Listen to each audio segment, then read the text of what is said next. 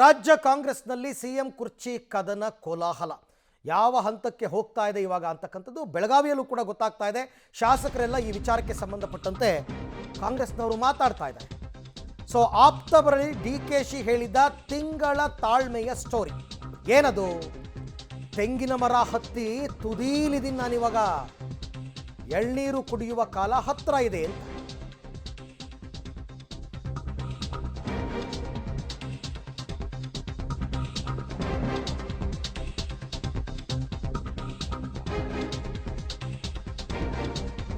ನೋಡಿ, ತಮ್ಮ ಆಪ್ತರ ಹತ್ರ ಡಿ ಕೆ ಶಿವಕುಮಾರ್ ಹೇಳಿರೋದು ತೆಂಗಿನ ಮರದ ಸ್ಟೋರಿ ಹೇಳಿದ್ದಾರೆ.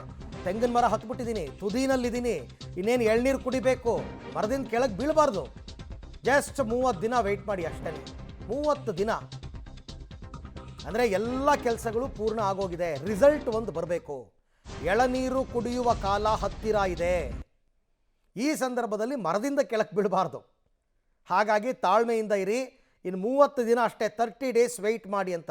ಅದಕ್ಕೆ ಮೊನ್ನೆ ಎಲ್ಲ ಕುಣಿಗಲ್ ರಂಗನಾಥ್ ಅವರೆಲ್ಲ ನಾನು ಜನವರಿನಲ್ಲಿ ಮಾತಾಡ್ತೀನಿ, ಜನವರಿ ಡೇಟು ಹೇಳಿಬಿಟ್ರು, 6, 7ನೇ ತಾರೀಕು 8ನೇ ತಾರೀಕಂಗೆ ಮಾತಾಡ್ತೀನಿ ಅಂತ. ಡಿ ಕೆ ಶಿವಕುಮಾರ್ ತಮ್ಮ ಆಪ್ತರು ಹೇಳಿದ್ದಾರೆ, ನೀವು ಎಷ್ಟು ಕೆಣಕಿದ್ರು ನಾನು ಕೇರಳಲ್ಲ, ನಾನು ಅತ್ಯಂತ ತಾಳ್ಮೆಯಿಂದ ಇರ್ತೀನಿ. ಡಿ ಕೆ ಶಿ ಕಾದು ನೋಡುವ ತಂತ್ರದಲ್ಲಿ ಸೈಲೆಂಟ್ ಸಮರ. ಡೆಲ್ಲಿ ಹೈಕಮಾಂಡ್ ದೇವಸ್ಥಾನದಲ್ಲಿ ನಮಗೆ ವರ ಸಿಗಲಿದೆ ಅಂತ ವಿಶ್ವಾಸದಲ್ಲಿದ್ದಾರೆ. ಈಗೇನಾದರೂ ನಾವೇ ಸಮಸ್ಯೆ ಮಾಡಿಕೊಂಡ್ರೆ ಅದು ನಮಗೆ ಡೇಂಜರ್. ಇಷ್ಟು ದಿನ ನಾನೇ ಎಲ್ಲ ನುಂಗಿಕೊಂಡು ಮುಂದೆ ಸಾಗಿ ಬಂದಿದ್ದೇನೆ, ಸಮಯ ಹತ್ತಿರ ಬಂದಾಗಿದೆ, ಜನವರಿ 8ರ ತನಕ ಕಾಯೋಣ, ನಾನು ಹ್ಯಾಂಡಲ್ ಮಾಡ್ತೀನಿ ಅಂತ DCM ಡಿ ಕೆ ಶಿವಕುಮಾರ್ ಆಪ್ತರಿಗೆ ಕಿವಿ ಮಾತು ಹೇಳಿದ್ದಾರೆ. ಹಾಗಾಗಿ 30 ದಿನದ ಬಳಿಕ DKಗೆ ಹೈಕಮಾಂಡ್ ವರವೋ ಶಾಪವೋ ಅದು ಗೊತ್ತಾಗಬೇಕಾಗಿರೋದು ಜನವರಿ 8ನೇ ತಾರೀಕಿನ ತನಕ. ಅವರಂತೂ ತುಂಬ ವಿಶ್ವಾಸದಲ್ಲಿದ್ದಾರೆ, ಹೈಕಮಾಂಡ್ ದೇವಸ್ಥಾನದಲ್ಲಿ ನನಗೆ ವರ ಸಿಕ್ಕೇ ಸಿಗುತ್ತೆ, ನಾನು ಮುಖ್ಯಮಂತ್ರಿ ಆಗೇ ಆಗ್ತೀನಿ ಅಂತಕ್ಕಂಥ ವಿಶ್ವಾಸದಲ್ಲೇ ಇದ್ದಾರೆ. ತಮ್ಮ ಬಣದವ್ರಿಗೂ ಕೂಡ ಹೇಳಿದ್ದಾರೆ, ನೀವು ಸೈಲೆಂಟ್ ಆಗಿರಿ, ತಾಳ್ಮೆಯಿಂದ ಇರಿ, ಯಾರೂ ಮಾತಾಡ್ಕೊಳಕ್ಕೆ ಹೋಗಬೇಡಿ, ಎಷ್ಟು ಮಾತಾಡಿದ್ರು ಅದು ನಮಗೆ ರಿವರ್ಸ್ ಆಗುತ್ತೆ ಅನ್ನೋ ಮಾತನ್ನು ಡಿ ಕೆ ಶಿವಕುಮಾರ್ ಅವರು ಹೇಳಿದಾರಂತೆ ತಮ್ಮ ಆತ್ಮೀಯರಿಗೆ. ಒಂದು ಬ್ರೇಕಿಂಗ್ ನ್ಯೂಸ್ ಬರ್ತಾ ಇದೆ, ನೋಡೋಣ ಬನ್ನಿ ಏನು ಅಂತ.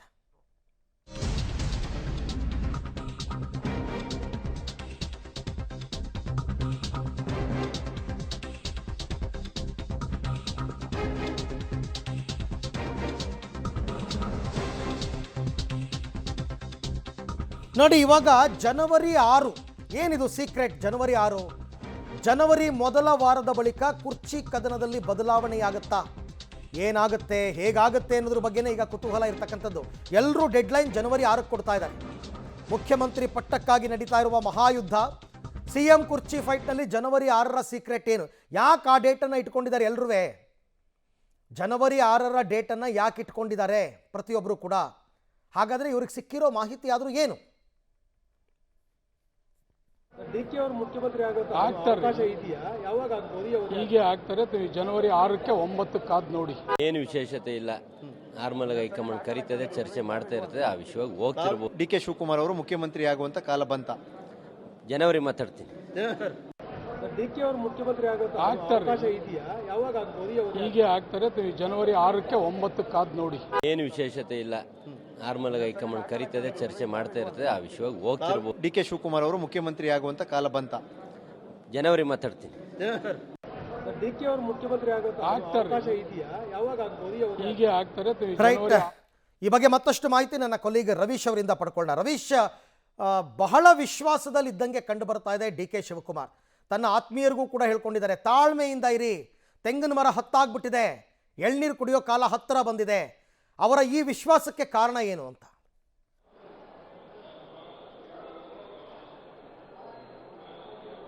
ಅರವಿಂದ್, ಖಂಡಿತವಾಗಿ ಕೂಡ ಪ್ರತಿಯೊಬ್ಬ ರಾಜಕಾರಣಿ ಕೂಡ ಅದೇ ವಿಶ್ವಾಸದಲ್ಲಿ ತಮ್ಮ ರಾಜಕಾರಣವನ್ನು ಮಾಡ್ತಾ ಇರ್ತಾರೆ. ಆದರೆ ಈ ಒಂದು ಎಪಿಸೋಡ್ನಲ್ಲಿ ಎಲ್ಲೋ ಒಂದು ಕಡೆ ಡಿ ಕೆ ಶಿವಕುಮಾರ್ ಅವರು ಈ ಒಂದು ಕಡೆಯ ಹಂತದಲ್ಲಿದ್ದಾರಾ, ಅಂದರೆ ಅಧಿಕಾರವನ್ನು ಪಡೆಯುವ ಕಡೆಯ ಹಂತದಲ್ಲಿದ್ದಾರಾ ಅನ್ನೋದ್ರ ಬಗ್ಗೆ ಚರ್ಚೆ ಆಗ್ತಾ ಇದೆ.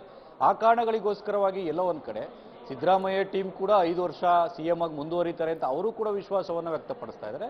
ಇಲ್ಲ ಇನ್ನು ತುದಿಗೆ ಬಂದಿದೆ, ಆಲ್ರೆಡಿ ಎಲ್ಲವೂ ಕೂಡ ಆಗಿದೆ, ಜನವರಿಯಲ್ಲಿ ಒಂದು ರೀತಿಯಲ್ಲಿ ಗುಡ್ ನ್ಯೂಸ್ ಸಿಗ್ಬೋದು ಅಂತ ಡಿ ಕೆ ಶಿವಕುಮಾರ್ ಅವರ ಟೀಮ್ ಒಂದು ರೀತಿಯಲ್ಲಿ ವಾದ ಮಾಡ್ತಾ ಇದೆ. ಆ ಕಾರಣಗಳಿಗೋಸ್ಕರವಾಗಿ 30 ದಿನಗಳು ಸುಮ್ಮನಿದ್ದು ಬಿಡಿ, ತಾಳ್ಮೆಯಿಂದ ಇದ್ದು ಬಿಡಿ ಅಂತ ಎಲ್ಲ ಒಂದ್ ಕಡೆ ಅವರ ಆಪ್ತರಿಗೆ ಕಿವಿ ಮಾತು ಬುದ್ಧಿ ಮಾತನ್ನ ಡಿ ಕೆ ಶಿವಕುಮಾರ್ ಹೇಳಿದ್ದಾರೆ ಅಂತ ಹೇಳಲಾಗ್ತದೆ. ಆ ಕಾರಣಗಳಿಗೋಸ್ಕರವಾಗಿ ಅವರು ಎಲ್ಲ ಒಂದ್ ಕಡೆ ಯತೀಂದ್ರ ಅವರು, ಸಿದ್ದರಾಮಯ್ಯ ಅವರು ಈ ಒಂದು ಕ್ಲೈಮನ್ನು 5 ವರ್ಷ ಮಾಡ್ತೀನಿ ಇರ್ತಾರೆ ಅಂತ ಕ್ಲೈಮ್ ಮಾಡಿದ್ರು ಕೂಡ ಅವರ ಆಪ್ತರು ಮಾತ್ರ ಎಲ್ಲೋ ಒಂದ್ ಕಡೆ ದೊಡ್ಡ ಮಟ್ಟದಲ್ಲಿ ಸಿಡಿದು ಹೇಳ್ದೇನೆ ಆ ಒಂದು ವಿಚಾರವನ್ನ ಜನವರಿಗೆ ಶಿಫ್ಟ್ ಮಾಡ್ಕೊಂಡಿದ್ದಾರೆ. ಜೊತೆಗೆ ನಿನ್ನೆ ನಡೆದಂತಹ ಶಾಸಕಾಂಗ ಪಕ್ಷದ ಸಭೆಯಲ್ಲೂ ಕೂಡ ಈ ಒಂದು ವಿಚಾರವಾಗಿ ಯಾರು ಕೂಡ ತುಟಿ ಬಿಚ್ಚಿಲ್ಲ. ಒಂದು ವೇಳೆ ಏನಾದರೂ ನಾವೇ ರಬ್ ಮಾಡಿದ್ರೆ ಅದು ನಮಗೆ ಸಮಸ್ಯೆ ಆಗ್ಬೋದು, ನಾವೇ ಡೇಂಜರ್ ಝೋನ್ಗೆ ಹೋಗ್ಬೋದು ಅನ್ನೋ ನಿಟ್ಟಿನಲ್ಲೂ ಕೂಡ ಡಿ ಕೆ ಶಿವಕುಮಾರ್ ಬಣ ಒಂದು ರೀತಿಯಲ್ಲಿ ಶಾಸಕಾಂಗ ಪಕ್ಷದ ಸಭೆಯಲ್ಲೂ ಕೂಡ ಒಂದು ರೀತಿಯಲ್ಲಿ ಸೈಲೆಂಟ್ ಆಗಿರತಕ್ಕಂಥದ್ದನ್ನ ಪ್ರಯತ್ನವನ್ನ ಮಾಡಿದೆ. ಅದು ಕೂಡ ಸಕ್ಸಸ್ ಆಗಿದೆ. ಇನ್ನೊಂದು ಕಡೆ ಈ ಜನವರಿಯಲ್ಲಿ ಮೊದಲ ವಾರದಲ್ಲಿ ಏನಾದ್ರು ದೊಡ್ಡ ಮಟ್ಟದಲ್ಲಿ ಬದಲಾವಣೆಗಳು ಆಗ್ಬಿಡುತ್ತಾ? ಖಂಡಿತವಾಗಿ ಕೂಡ ಆ ರೀತಿಯ ಚರ್ಚೆಗಳು ಕಾಂಗ್ರೆಸ್ನೊಳಗಡೆ ಇದೆ. ಆದರೆ ಅದಕ್ಕೆ ಕಾಂಗ್ರೆಸ್ನ ಹೈಕಮಾಂಡ್ ಯಾವ ರೀತಿ ಅಧಿಕೃತ ಮುದ್ರೆಯನ್ನು ಇಡುತ್ತೆ ಅನ್ನೋದು ಕೂಡ ಕಾದ್ದೋಡ್ಬೇಕಾಗುತ್ತೆ. ಯಾಕಂದ್ರೆ 20-21ಕ್ಕೆ ಈ CM ಮತ್ತೆ DCM ಇಬ್ಬರು ಕೂಡ ಡೆಲ್ಲಿಗೆ ಹೋಗುವಂತಹ ಸಾಧ್ಯತೆಗಳಿದೆ. ಆ ಒಂದು ಸಂದರ್ಭದಲ್ಲಿ ಹೈಕಮಾಂಡ್ನ ತೀರ್ಮಾನಗಳೇನು ಅಂದ್ರೆ ಅದು ಜನವರಿಗೆ ತೀರ್ಮಾನ ಕೊಡಬೇಕೋ ಅಥವಾ ಇನ್ನೊಂದು 2-3 ತಿಂಗಳು ಮುಂದೆ ಹಾಕಬೇಕು ಅಥವಾ ತಟಸ್ಥವಾಗಿ ಇರುವಂತೆ ಏನಾದರೂ ಸೂಚನೆ ಕೊಡುತ್ತೋ ಅನ್ನೋದನ್ನು ಕೂಡ ಕಾದ್ ನೋಡ್ಬೇಕಾಗುತ್ತೆ. ಆದರೆ ಡಿ ಕೆ ಶಿವಕುಮಾರ್ ಅವರು ಅವರ ಒಂದು ಅಂದ್ರೆ ಮರ ಆಲ್ರೆಡಿ ಹತ್ಬಿಟ್ಟಿದ್ದೀನಿ, ಇನ್ನೇನು ಎಳ್ನೀರು ಕುಡಿಯೋ ಕಾಲ, ಇಂಥ ಸಂದರ್ಭದಲ್ಲಿ ನೀವು ಯಾರು ಕೂಡ ಡಿಸ್ಟರ್ಬ್ ಮಾಡಬೇಡಿ, ತೊಂದರೆ ಮಾಡಬೇಡಿ ಅಂತ ಕೇಳ್ಕೊಂಡಿರ್ತಕ್ಕಂಥದ್ದು. ಅವರಿಗೆ ಯಾವ ಮೂಲದಿಂದ ಯಾವ ರೀತಿಯ ಭರವಸೆ ಸಿಕ್ಕಿದೆಯೋ ಗೊತ್ತಿಲ್ಲ, ಆದರೆ ಅವರು ವಿಶ್ವಾಸದಿಂದ ಈ ಮಾತುಗಳನ್ನು ಆಡ್ತಾ ಇದ್ದಾರೆ. ಹಾಗಾಗಿ ಆ ವಿಶ್ವಾಸಕ್ಕೆ ಯಾವಾಗ ಉತ್ತರ ಸಿಗುತ್ತೆ ಕಾದ್ ನೋಡಬೇಕು. ರೈಟ್, ಥ್ಯಾಂಕ್ ಯು ರವೀಶ್, ತಮ್ಮ ಎಲ್ಲ ಮಾಹಿತಿಗೆ ಧನ್ಯವಾದ. ಡಿ ಕೆ ಶಿವಕುಮಾರ್ ಅವರು ಹಿಂದೆ ಒಂದು ಮಾತಾಡಿದ್ರು, ಚೆಸ್ ಆಟ ಇದು ರಾಜಕೀಯ ಅನ್ನೋದು.